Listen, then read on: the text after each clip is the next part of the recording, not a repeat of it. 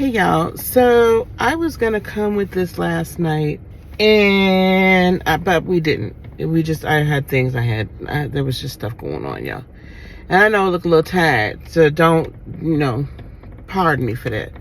But I wanted to talk to y'all a little bit about this whole situation with Monique and Shalon, her son, her eldest son, now her husband involved in all of this. The Club Shay Shay video, the whole 9 yards.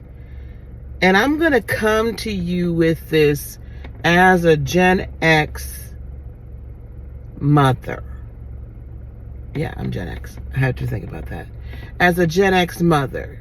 So Monique and I are very close in age. We're both in our 50s. And there's something I've said before about us Gen X mamas and Gen X daddies, but I can only speak as a mama because I'm a mama, right? So there's something about the Gen X generation and how we mishandle, parent, make mistakes, whatever you want to say, in regard to our millennial children that are now grown. And so this might be a little bit of a hot take, but I don't think so. First of all, I understand both sides completely, except for a couple areas. I understand both sides from these perspectives. Monique was a young mother that did choose her career in order to provide for her family. She has openly stated on many occasions that she was not the best mother or very maternal to Shalon. Now, I think there's another child in this mix too, but I'm just going to speak on Shalon. She has stated that. She has stated that she was traveling and she was doing all these things and that she wasn't around a lot. And I was not a traveling mother, but as a single parent raising 3 children, I had to have a career. Now, looking back on it now, I was working 60 plus hours a week in corporate America. I have told this story on my channel numerous times about how, in just general conversation about how I would drop the kids off at the babysitters. The babysitter would make sure they got to school. I would go downtown Chicago, work all day, leave work, come home, pick up my children by 6 o'clock from the babysitters, go to the house, pick up I usually would put things like in a crock pot or whatever on Saturdays and Sundays. I'd make a lot of meals and then I'd freeze them and then take one out the night before, thaw it out, so that when I would come back home, I could take them back downtown with me. So my babies were eating their dinner and sometimes doing their homework and sometimes falling asleep in my office in downtown Chicago. And I thought, I have guilt about that sometimes. Not so much anymore because my children and I have spoken about this a lot. And so we've begun to heal those wounds. However, the majority of my generation, that was not how we were raised, right? So we weren't raised to go in and then try to correct some things or talk to our children and start to try to heal those wounds before they festered and before they got to be adults. So we weren't taught that. So I would say that to say this: I was not the most, I don't think, honestly, present mama to my own children. And I wasn't even traveling the country. So that being said, listen, I get it. She did what she needed to do to try to provide the best life she could for her children. It is what it is. She can't go back and change that. I hope and I pray that at some point they've had conversation. But that's just the way it is. However, none of that means that young man's not hurt. And not still hurting. And if he's in his 30s, which I'm guessing he's in his 30s, He is going through that 30-year-old. He's just come out of his Saturn return, which if you know anything about astrology, that is a major time. That's between 29 and roughly about 32. And there are major changes that happens in one's life. And even just normally, like even if you don't want to apply astrology to it, if you think about it, if you're over that age, right? If you're of my age, right? You're a woman or a man of a certain age, you know that when you hit that 29 to about 32 to 35 range, there is a significant amount of maturity and growth. There's a lot of questioning your childhood. There's a lot of questioning who you are. There's a lot of saying, because you're probably having children by that point, or you're with someone that has a child, or like there's things that you're like, man, I don't want to be that kind of parent. I mean, at 30 is when I kind of started deciding I didn't want to be the same parent exactly that my parents had been.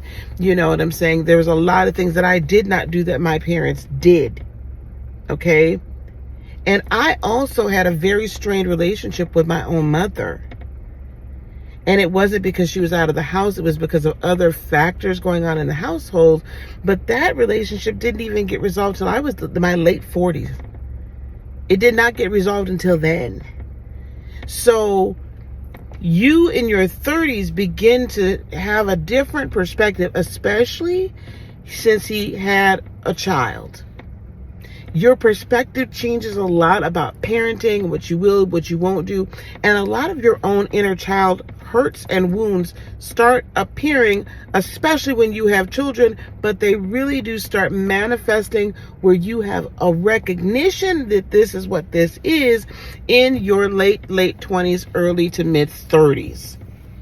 Now, a lot of my Gen Xers, as parents, we're just now figuring out, people have an issue like with Ayanla and all that stuff. Let me tell you something. I love Mother Ayanla. You know why I love her?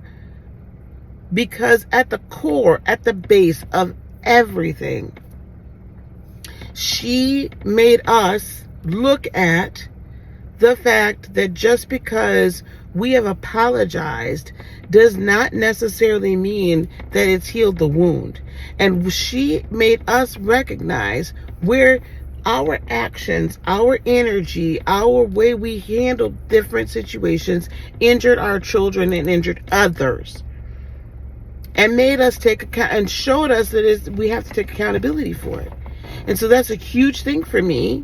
I learned that before Mother Ayanla. But I'm just saying, it was a huge thing for me to take accountability.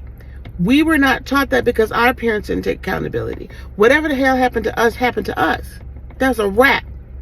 You just better, figure it out. You're going to be all right. It didn't kill you. Whatever doesn't kill you makes you stronger. Isn't that what we say all the time? Okay. So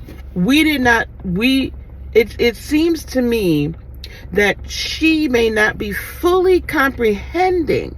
Maybe. I don't know. So, sister, don't come for me. But I'm just saying maybe. It just appears to me from the outside looking in that there's not a recognition still of what could still be there. I heard a very hurt young man. I also heard a young man, there was a few little digs about the universe and this and that. That's a little, Shalon, let's get a little enlightened, okay? We all know what that woman meant. There's a point upon which the child does have to, the adult child still has to make a decision that they want the healing. He's hurt. He's dealing with these wounds still. And that's okay. He's allowed to deal with these wounds as he needs to deal with them. He's allowed to do that work. He's allowed to now seek out doing inner child work. And I could tell that he's very much in the church. So I want to just say this. Doing inner child work for any of my church folks is not devil work. It's not devil worship. It's not. It is doing your own work. Okay? It's healing those wounds and releasing those wounds and not letting them continue to be a major, major issue in your life.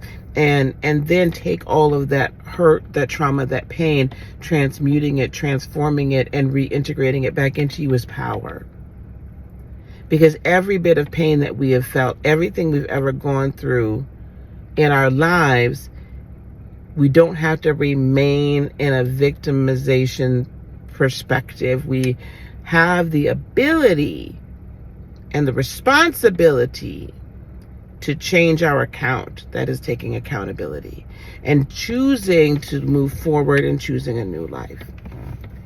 Now, all of that being said, and I've seen the text messages on Instagram, so you have not gone. I've watched Shalon's video. I saw the Club Shay Shay interview. I saw Shalon's video. I saw the response of Monique and her husband. And then I haven't seen Shalon's response to that, but I have seen the text messages that she posted on Instagram. Shout out to my daughter Cynthia for letting me know that they were there. So two things about this response from her, from Monique, and from her husband. I'm gonna tell you something. As a 55-year-old Black woman, and whether I'm single or married, it really is not the issue here. I'm gonna tell you what is the issue. There's no way on God's green earth that I'm going to let my husband, who is not my child's father, speak publicly on my child. Now, I'm going to have to call it out. I get that your husband, I get that from your perspective, you feel like he taught you how to be a woman. I may probably will correct that a little bit and just say, listen, since he has allowed you to step into your femininity, which us as Black women and us as single mamas, we were not allowed to really express our femininity because we had to play both roles. Okay? Now, I don't want y'all based, whatever they call your manosphere people coming either, because I don't want to hear it. At the end of the day, we can talk about all the socioeconomic and all of the societal and all of the cultural and all of the everything that got us to that point. But the point still stands that we were at that point. Okay, period. I had to play both roles. Now, because of that, and because I'm out in the workforce, because I'm out in the workforce in a male-dominated career, and because I was not taught how to be allowed to really allow the femininity, my feminine side, my dominant side, let's just say, because this is how I'm presenting in this space and in this day and age. I was not allowed to allow that to flourish and to come forward and to walk in the strength and the power and the beauty of my feminine side. That was always to put the emotions down.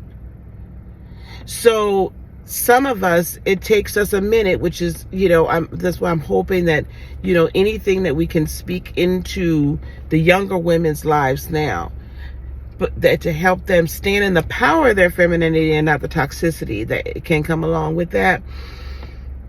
Because of that, it took me a while to discover my femininity and discover the power of my femininity and discover that is the source of my power. Yeah. So I feel like that's really what's happened with Monique. But she can express it however she wants to. That's her business. But mama to mama, no, man, I don't care. I don't care if I've had kids with this man. I don't care. I don't care. You, sir, are out of order. This is between this mama and her son.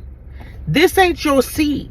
Your seed did not fertilize that egg to make him. You should not be speaking on that. Monique, you need to stand in your womanhood, in your strength, in your motherhood, in your womanhood, and speak to your son. There's no way I would ever allow that. I don't care who you are. You could be my husband. Listen, I don't even really like my mom and them. Like, this is my child. You got something to say, you better take that mess offline. See, being a good wife and being a wife in a, and if you want to say submissive, whatever. But if being a good wife does not mean that my husband gets to speak for me any damn time he, and I'm not just going to sit here and play dumb and stupid. I'm just not doing it. You're not going, I'm not going, what? This is my child. So my child came online, granted, fine, all fine, well and good. To me, the conversation just needs to be, you know what, this is between my child and I. I hear him. I hear his pain. I hear where he's at. Instead of coming out and playing defensiveness, I understand there's nuances. And I'm not saying he was all the way right. She's not either. No, there's no right or wrong in this. There is what it is. And there's layers to it. But y'all, miss me with that. You're not speaking on my child. And the mama, if that were me, and I've had my kids say some things, you know, they've never been, you know, completely like that. But the response then is, this is between my child and I. I hear his hurt. I hear his pain. And my goal and my role at this point then is to go in, not trying to change it, not trying to make excuses for it, accepting it for what it is, and then we move forward. Do you understand what I'm saying? To talk about his mental illness, whether or not that's a thing or not, it was out of order. To let that man was out of order. To not stand up and be the mama that you wish you had been then, now you're out of order. Both of y'all. And then you're going to post text me like, are you 12? Are you 12? Who is the mama? No, now you posting the man's text messages between y'all back and forth. This is not helping your case. This is making you look more petty, more immature, and more like you still need a lot of help. And I love you. I love you. I love you, Monique. But let me tell you, a goddess, a woman that is standing in her own truth and standing on the truth and is aligned and whole and healed, does not expose. Does not expose. Does not expose. There's a reason why after all those text messages now that we've been made privy to, for some reason now, it's 3 years later, why y'all not talking? Something happened that's not being shown. So we see some receipts, but we don't see all receipts. Something's not right here. But please stop making this a spectacle. Please stop making this a spectacle. Please protect your child, even though your child is an adult. Please protect your child. Do the healing. Allow him the space to feel however he feels, and then begin to heal and just take accountability. That's it. Just take accountability. So as one Gen X mama, right? If Shalon were to ever hear it, honey, I'm sorry that this has happened to you. And I'm sorry that you did not get from her what you needed from her at that time, that she was not able to be that person. Darling, it's your opportunity to heal you. And there is a lot of hurt there. It's time for you to work through that.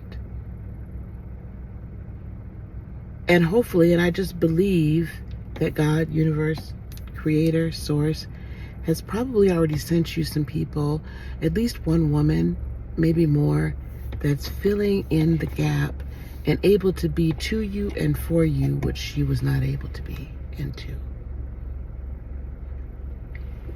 And on that note, I'm finna go in here to the beauty shop, y'all. I'll see y'all later.